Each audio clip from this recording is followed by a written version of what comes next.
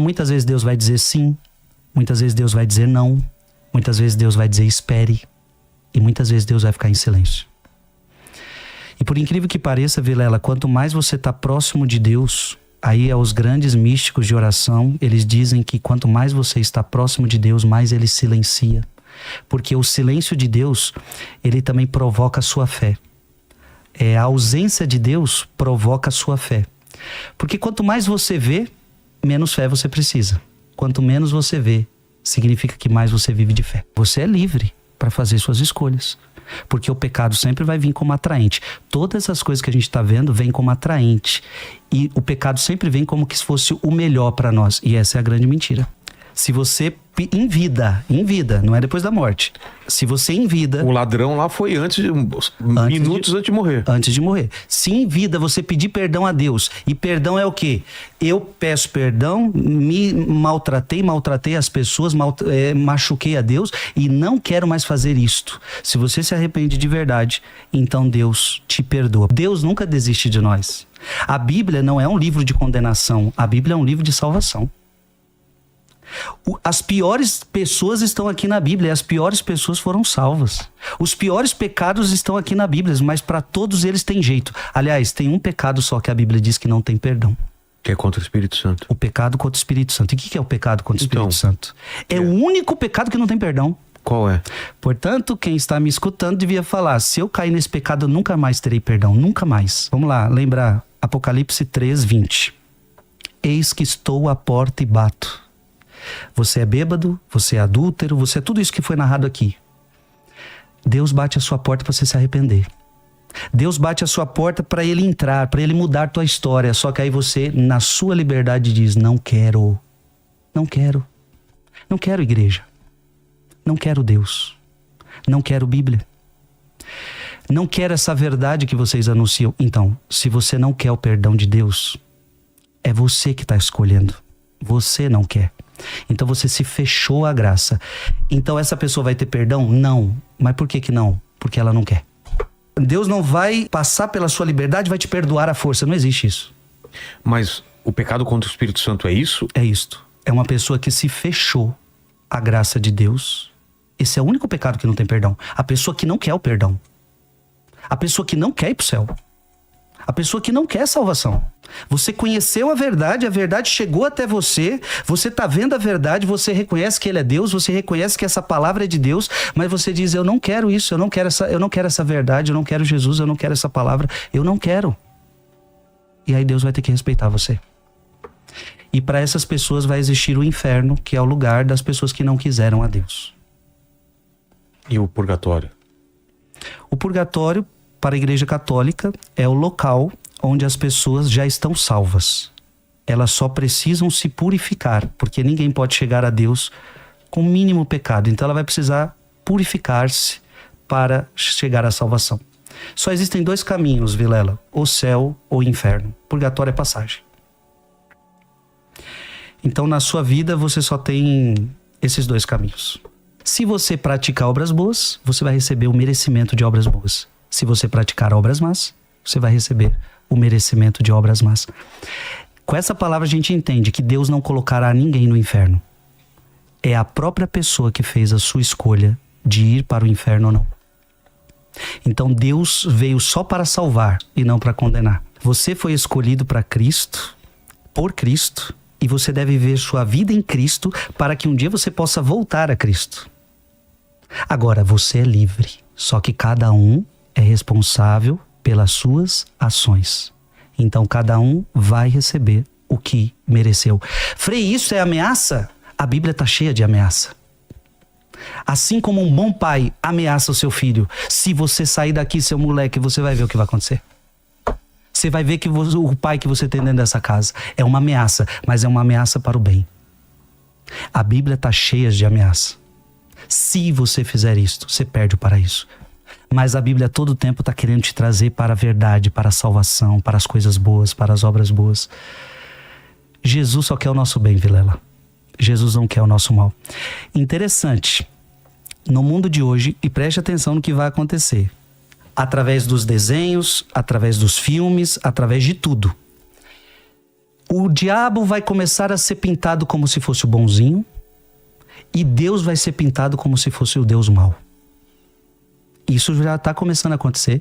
Isso vai acontecer com força, através de desenhos, através de imagens, através de filmes. Vai mexer na consciência das pessoas. O diabo é bom. O diabo quer o seu bem. Ei, que grande mentira é essa? O diabo é mentiroso. E ele só quer o seu mal. O diabo te odeia. O diabo quer a tua destruição. O diabo quer a destruição da tua família. Mas ele vai ser pintado como cara bom. E Deus, que é o sumo bem, Deus que te criou todas as coisas boas, não foi Deus que fez o mal, não foi Deus que fez o pecado. Este vai ser pintado como se quisesse o teu mal. Ele quer te colocar no inferno. Ele quer te punir. A igreja é opressora. Tudo isso é opressor. Não, isso aqui são regras que querem te oprimir. E a igreja durante a história foi te oprimindo, foi te cerceando. Não. Simplesmente é uma proposta para o teu bem. Agora, você aceita se você quiser. Também atribuo a minha conversão ao joelho de minha mãe. Eu creio que a oração de uma mãe, ela pode mudar a vida de um filho. Eu vejo por minha mãe, cara. Eu sinto a interferência dela espiritual sempre na minha vida. Sim. Eu acho que, cara, deve ter alguma explicação, né? De mãe, eu acho que vai direto, né? A oração, não é possível, cara. Ela que tem o maior elo com você, né? É, né? Ela te carregou 9 meses no ventre, Vilela. Ela tem uma conexão espiritual com você que ninguém tem. É. E Deus colocou sobre mãe, sobre pai, uma autoridade que ninguém tem sobre o Vilela. A sua mãe tem autoridade espiritual sobre você. Em meu nome de pedir coisas. Ela tem autoridade espiritual sobre você, porque ela é tua mãe. Isso existe, o mundo espiritual respeita essa existe hierarquia. uma hierarquia. Respeita essa hierarquia. Que legal. O grande exemplo disso é a mãe de Santo Agostinho. Por quê? Santo Agostinho não era católico, longe de ser católico, maniqueísta e outras coisas mais. E Agostinho, um dos grandes cérebros do mundo, um dos homens mais crânios que já existiu, ele se converte por causa da oração de Santa Mônica. 30 anos a mãe rezando por ele. Aí ele se converte, se torna sacerdote, se torna bispo, se torna santo e um dos homens mais reconhecidos hoje na igreja e fora da igreja. Eu já ouvi vários relatos mesmo que a oração de uma mãe, ela pode mudar a história dos filhos mesmo. É incrível isso. Nós vamos ler capítulo 1 de Efésios, capítulo 1, versículo de 3 a 4, vai. Tá. De 3 a 4. Bendito seja Deus, Pai de nosso Senhor Jesus Cristo, que do alto do céu nos abençoou com toda a bênção espiritual em Cristo. Aqui que é o importante. E nos escolheu nele antes da criação do mundo. Antes da criação do mundo. Você... Antes. Não tinha mundo. Antes do sol. Mas não tinha mundo ainda. Antes do sol, ele já tinha pensado no Vilela. Antes da lua, já tinha pensado no Vilela. Nem sabia ainda. Antes de tudo, você era a obra-prima das mãos dele. E veja, esse nele que tá falando aqui é quem?